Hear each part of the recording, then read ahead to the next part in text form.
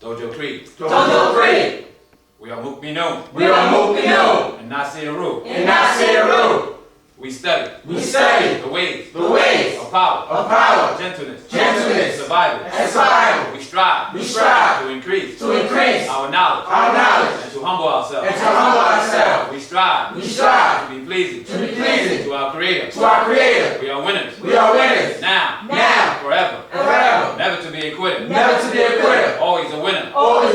We shall always be ready. Be Soke. All right, spread around. We're gonna do some simple gun tactics.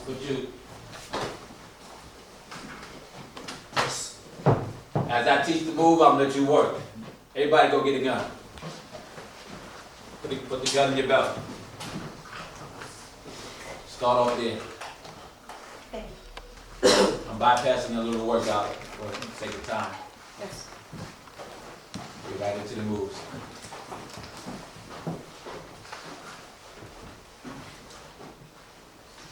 Okay, gun is here.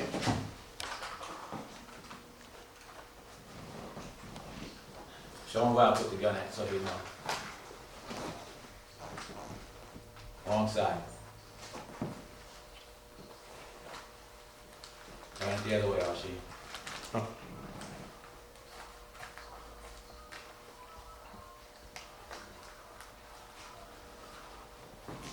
keep it there. Alright, the gun is on you. This is basically Tai Sabaki 3-step movement. Tai Sabaki. Move out of the line of fire. Control the weapon. Disarm. In disarming, you break this trigger finger. You have no trigger finger, he can't shoot you a second time. He can't even hold the gun properly. Alright? So you want to move Tai Sabaki. This is the movement first, stepping off deep. You're moving here. Crossing your thumbs and your fingers, pushing the gun away. Notice I'm over the trigger finger, stepping back, good form, good posture. Turning the gun back to him. See, I turn it over, move your hand down so you can see the trigger finger. Caught there, you snap that. Break it. So it's one of these snaps, like that. That finger then comes off. Step back 2 paces, or you step in. Boom. Push. This is what I want you to work on. 1, 2. Got it? Notice this leg is here. Finish him up. Push.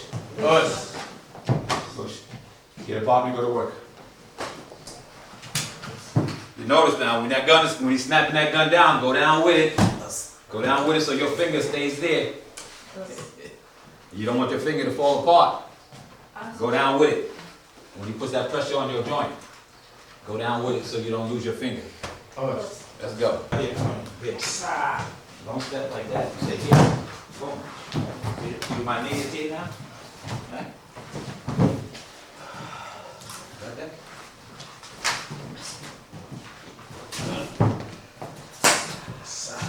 So one thing we do here, we try to do with air guns. See, if you look at this pistol here, you'll see the air come out as I shoot. That's air. You know you've been shot if you don't do the technique right. So no wooden guns, no rubber guns, air guns for training purposes. Push. Okay, here's the next move.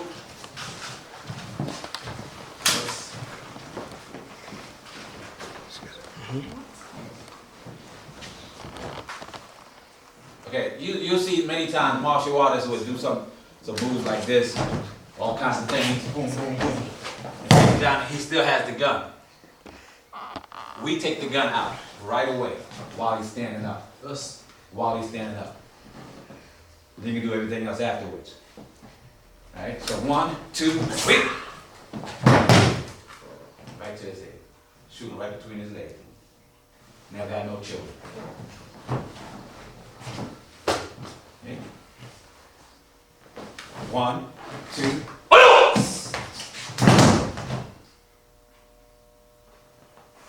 I got that? Us. Go right down on him. Watch the move one more time. Notice I use my left hand. See it? 1, 2. Right in there.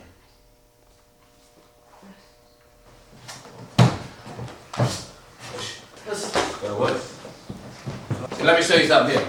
I'll with it.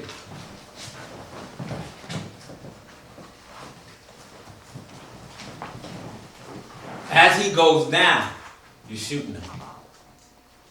Okay? This way you make sure this food.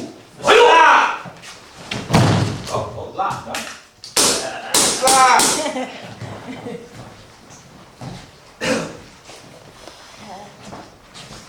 Try not to push that button. Us. 1, 2. Right there.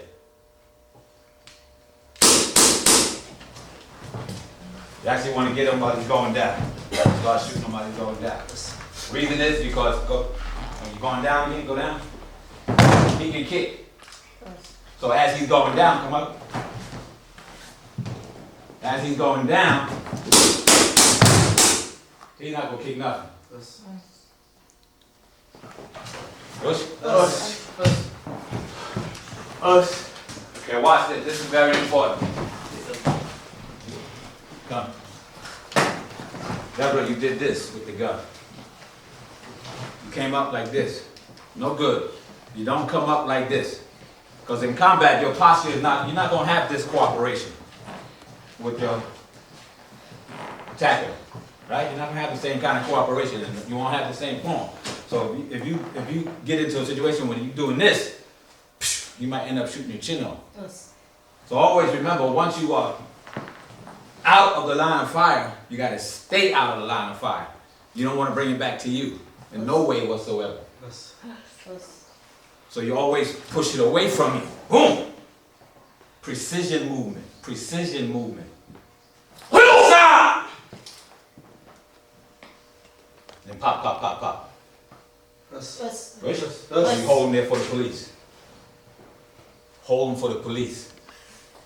Push. Push. Listen to me.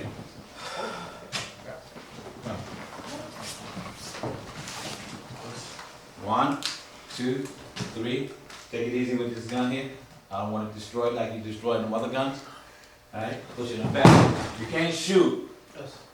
Let that hand locked in there. You can try to shoot with one hand. Your what's called adrenaline will be flowing. You can miss him this close.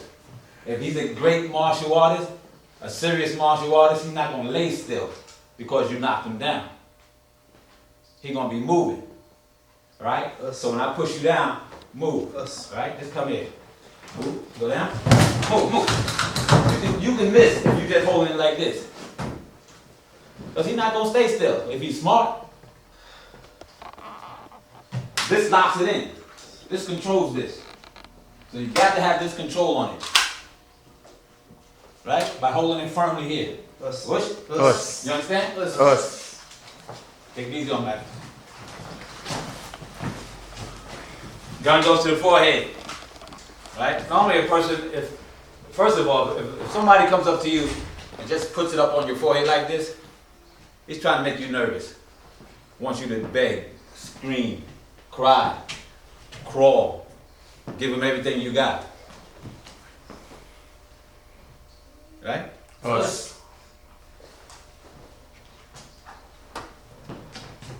You stay relaxed. Now, being specialist in this art form and you training in this art form, it's okay to do a little acting. Please. Okay, please. But that's not such a great acting job, but it's okay to do that because he looks at this. He looks at your hand, looks at your nervousness. You're afraid. Let's say you don't have time to do all that. You're not interested in doing all that. You're a serious martial artist and he picked on the wrong person.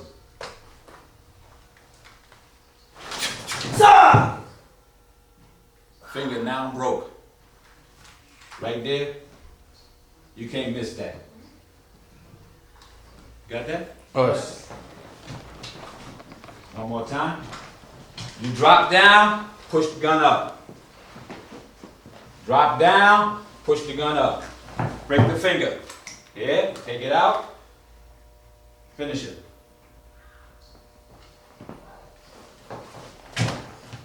You all right? One more time. One. Look at, I'm moving my hand so you can see what's happening with the gun. Trigger finger is caught. You snap. Oh, yo! The stronger your kia, the stronger the power going behind the brake. Yeah, take it out. Don't move so far back. Finish it. Tell him to do what you want him to do. Lay down on your back. Spread your leg open. He's finished.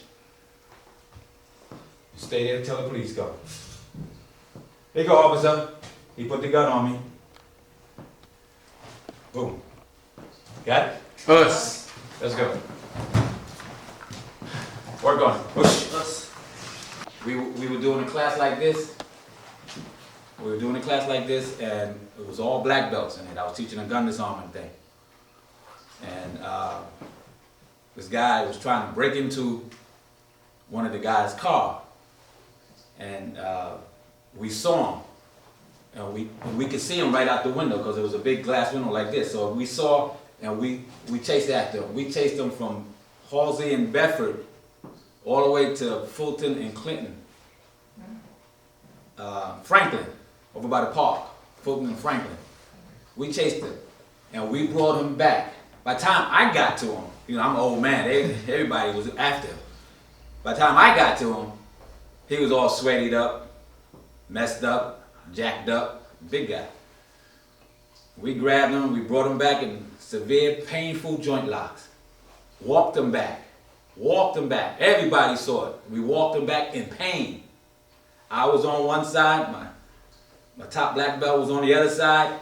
We brought him back to the location. We asked, and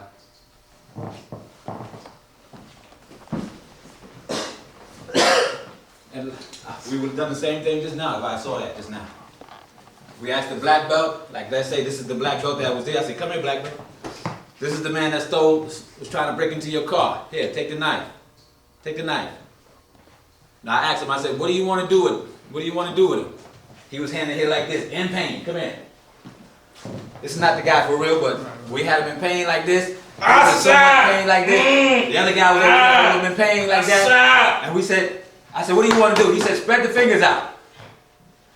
I said, okay. We spread the fingers out like that, and we said, hold it there, boy. Don't you move it. That's what I said to him. So the black belt brought that knife up high like that. No, long way like that. Had them fingers spread out like that. I'll do it for you because you may do it by accident. And the black belt said like this.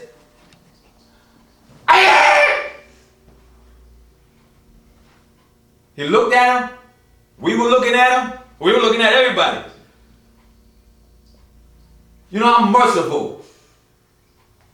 But nah, not that merciful. I'm taking your fingers off for trying to break into my car. Bam! He stopped. He didn't take the fingers off. He said to him again, I'm merciful. I'm going to let you keep your fingers. Stand up like a man. At the same time, we kept him in pain. On both sides. He was in severe joint lock pain. And he said, he put the knife down, gave it back to me. I don't take your fingers because I'm merciful. I'm Muslim. I'm giving you a chance at life because I understand your situation, brother. Don't you ever try to break into another car. That's what he said to him. Don't try to break into another car. Boy, that boy was dropping bullets, sweat, everything. He was so scared. He was a big guy too. And if you're watching this program, and you're the person, you know who I'm talking about. Go out there on the street and tell them other thugs, criminals, not to touch people's cars because you don't know who that car belonged to. And that person may not be merciful next time. We saw him 2 weeks later. We were standing in the doorway, that very same doorway, me and some of the students. And he said, you came by, he walked by, coming up Bedford Avenue. He said, "You remember me?" I said, "I remember you." He said, "I just want to say thank you." This is what he said. "I want to say thank you." And we said, "Uh-huh." He said, "For not taking my fingers off, because I found a job. Had you taken my fingers off, I would not have found that job. Been able to take this job and go to work. Thank you, brothers. Thank you, thank you, thank you." That's a lesson. Because we know all this stuff don't mean you have to kill somebody. You can teach him a lesson. And he comes back appreciative. And he lives a good life. Now maybe, hopefully, he's living a life where he can take his family. And he got his own car. And he's traveling around the world or whatever. He's doing good things. Hopefully. God willing. Right? Yes. Alright, so that's a lesson. Now whoever just broke into that car there, one of my family members, that's not